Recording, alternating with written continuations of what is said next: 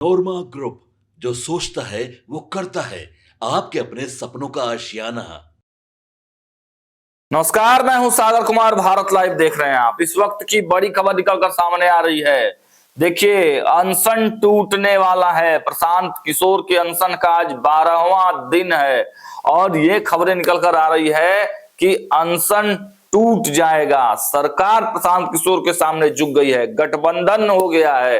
क्या कुछ हुआ है डिटेल में बात करेंगे। पहले सिलसिलेवार ढंग से हम आपको बताते चले कि देखिए, प्रशांत किशोर जो जनसुराज के संस्थापक हैं, वो बीपीएससी अभ्यर्थियों के समर्थन में उनके परीक्षा को पूरी तरह से कैंसिल कराकर फिर से री एग्जाम करवाने की मांग पर अड़े हुए थे और इसके लिए उन्होंने गांधी मैदान के गांधी मूर्ति पर जाकर धरना प्रदर्शन शुरू किया था। उसके बाद जब छात्रों ने वहां पर छात्र संसद लगाकर यह तय किया कि नहीं, मुख्यमंत्री जी से मिलने जाना है, तब पूरे छात्र दल बल के साथ लगभग 10,000 छात्रों के साथ प्रशांत किशोर और पूरा उनका काफिला सड़कों पर निकल गया। आपने देखा, हमने खबरें वहां से दिखाई थी आपको किस प्रकार वहां पर छात्रों पर लाठीचार्ज होती है और उससे पहले प्रशांत किशोर वहां से जा चुके थे। उसके बाद जब लाठी चार्ज हो गई तो प्रशांत किशोर का गुस्सा फूटता है और उसके बाद प्रशांत किशोर एक्शन मोड में आते हैं। उन्होंने सरकार को अल्टीमेटम दिया और सरकार ने जब नहीं माना तब वो धरना प्रदर्शन के बजाय आमरण अनशन पर बैठ गए। वो शाम 5 बजे से ही गांधी मैदान के गांधी मूर्ति पर जाकर आमरण अनशन पर बैठ गए और उसके बाद से वहां छात्रों का हुजूम जमा होने लगा। पूरे बिहार से तमाम जो छात्र हैं वहां जुटने लगे। छात्रों और प्रशांत किशोर के समर्थन में पूरा बिहार गोलबंद होने लगा। तब प्रशासन की नींद खुली और सुबह सवेरे 4 बजे के लगभग पुलिस ने उनको वहां से उठा लिया। उठाने के बाद प्रशांत किशोर को तमाम अस्पतालों के चक्कर लगवाने के बाद पटना सिविल कोर्ट में पेश किया गया और वहां से उनको जमानत मिल गई। हालांकि इस बीच काफी ड्रामे भी हुए, सियासी ड्रामे हुए, पॉलिटिकल ड्रामे हुए और जनसुराज की तरफ से उसके बारे में सफाइयां भी दी गई। लेकिन इसके बाद जब प्रशांत किशोर अपने आवास शेखपुरा हाउस पहुंचे, वहां पर उनकी तबीयत बिगड़ी और उन्हें अस्पताल ले जाया गया, मेदांता अस्पताल ले जाया गया। उनकी तबीयत ज्यादा बिगड़ी तो उन्हें आईसीयू में भी शिफ्ट किया गया। वहां से वो रिलीज हो गए, वहां से उनकी छुट्टी मिल गई। हालांकि उन्होंने अनशन नहीं तोड़ा। इस पूरे कार्यक्रम के दौरान प्रशांत किशोर ने जब मीडिया से बातचीत किया तो उन्होंने यह जरूर अंसा दिया, साफ साफ ये क्लियर कर दिया कि देखिए, अनशन जारी रहेगा और फैसला तो गांधी मैदान से ही होगा, क्योंकि शुरुआत गांधी मैदान से ही हुई है।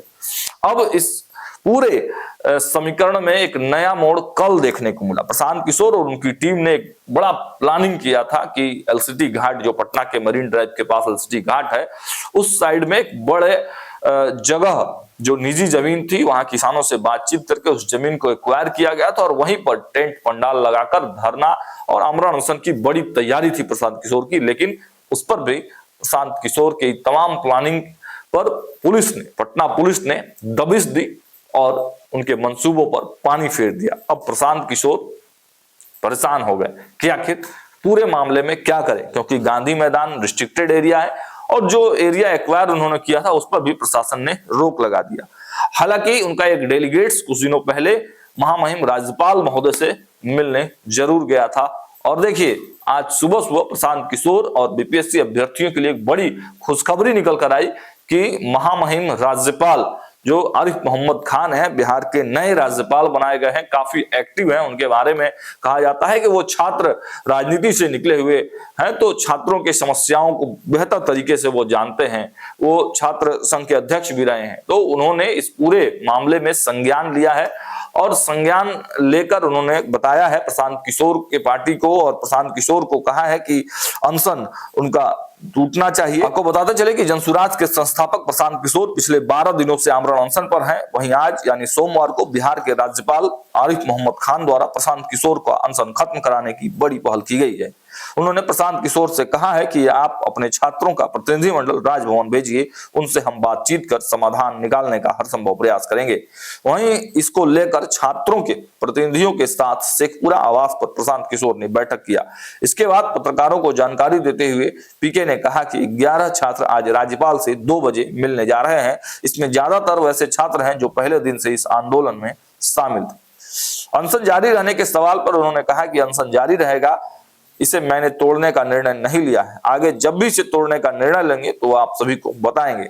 हम लोगों ने निर्णय लिया है कि राज्यपाल से यह अनुरोध किया जाएगा कि एक उच्च स्तरीय जांच कमेटी का गठन किया जाए, ताकि जो छात्रों की बात है या फिर सरकार और बीपीएससी जो कह रही है वह सामने आ सके।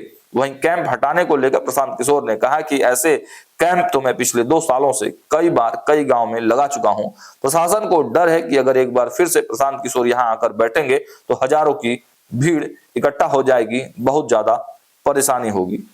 अब देखिए, जब ऐसे में छात्रों का एक डेलीगेट जब राज्यपाल महोदय से मिलकर वापस आएगा तो ये देखने वाली बात है कि क्या छात्रों की मांग मान ली जाएगी या छात्र और बीपीएससी और सरकार के बीच में कोई बीच का रास्ता निकाला जाएगा, जिससे प्रशांत किशोर का आमरण अनशन टूटेगा। फिलहाल इस वीडियो में इतना ही। देखते रहिए भारत लाइव। बहुत बहुत धन्यवाद। छात्र बीपीएससी अभ्यर्थी अपने मांगों को लेकर आंदोलनरत हैं। उस दिशा में छात्र गर्दनी बाग में सैकड़ों की संख्या में हर रोज बड़ी कठिनाई में अनशन पर बैठे हुए हैं, धरने पर बैठे हुए हैं। हम लोगों ने भी कुछ अपना प्रयास अपनी ओर से ताकत कुछ लगाई है, अपनी बात रखने का प्रयास किया है। मैं भी पिछले 12 दिन से अनशन पर हूँ। एक अच्छी बात ये हुई है कि कल यहाँ के महामहिम राज्यपाल महोदय ने, जिनसे पहले जनसुराज का एक डेलीगेशन मिला था, उन्होंने अनशन तोड़ने की बात कही थी, लेकिन कल स्वयं से उन्होंने पहल करके छात्रों के हित में एक बहुत बड़ी बात कही है। उन्होंने कहा है कि छात्रों के शिष्टमंडल को भेजा जाए ताकि वो उनसे बात कर सकें और यथासंभव वो कोशिश करेंगे कि छात्रों की जो समस्याएं हैं, जो इनकी बात है, इसको यथोचित सुना जाए और उस पर कार्रवाई हो। उसके लिए वो सरकार से अपने स्तर पर प्रयास और पहल करेंगे। मैं सिर्फ आपको यहाँ पर उन छात्रों से परिचय करा देता हूँ जो लोग आपके सपनों को हमने सजाया है, ई होम्स पैनोरामा को हमने बनाया है। ई होम्स मेरा एक सपना था जिस पे मैं पिछले 4 साल से काम कर रहा था। हमने जो बनाया है वो सबने है माना। ई होम्स पैनोरामा में हो आपका भी आशियाना। और फाइनली हमने 2021 में इस प्रोजेक्ट को लॉन्च किया। बहुत लोग अप्रिशिएट कर रहे हैं कि पूर्णिया जैसे शहर में, बिहार के, एक तो बिहार की बात करें उसमें भी पूर्णिया जैसे छोटे जगह में इस तरह का लाइफस्टाइल देना, ये सुन के हम लोगों को बहुत अच्छा लगता है। ई होम्स में हमने कुछ और भी किया है, जैसे हम जिस जगह में रह रहे हैं हमारे फैमिली सिक्योर हो, उनको सिक्योरिटी का ध्यान में रखा है। आपकी सुविधा और सुरक्षा आपके लिए खास है, ये आपका विश्वास है। इसमें आर्टिफिशियल इंटेलिजेंस का 7 लेयर सिक्योरिटी का हमने इस्तेमाल किया है। लस ग्रीन कैंपस को बनाया है। यदि हमारा बाउंड्री वाल है तो वो वर्टिकल गार्डन है।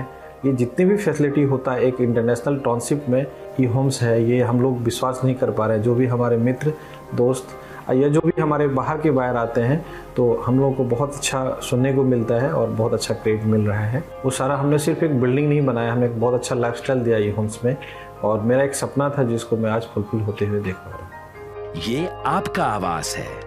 ई होम्स पैनोरामा में अब आपका निवास है। E Homes Panorama, luxurious lifestyle redefined.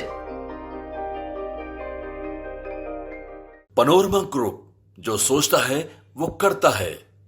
अगर ये वीडियो पसंद आई और वह बिहार के राजनीति और बिहारियत से सरोकार रखेनी तो सब्सक्राइब बटन दबा के चैनल के सब्सक्राइब कर ली। ओजे एगो घंटी बा, ओकरा बटन दबा देला से कुल सटीक और मारक खबर रुआ मुफ्त में मिल जाई। अगर रुआ पत्रकारिता के हमनी के नया प्रयोग में सहयोग कर चाहतानी तो ज्वाइन बटन दबा दी। पेटीएम नंबर नोट कर ली 9386 816 700।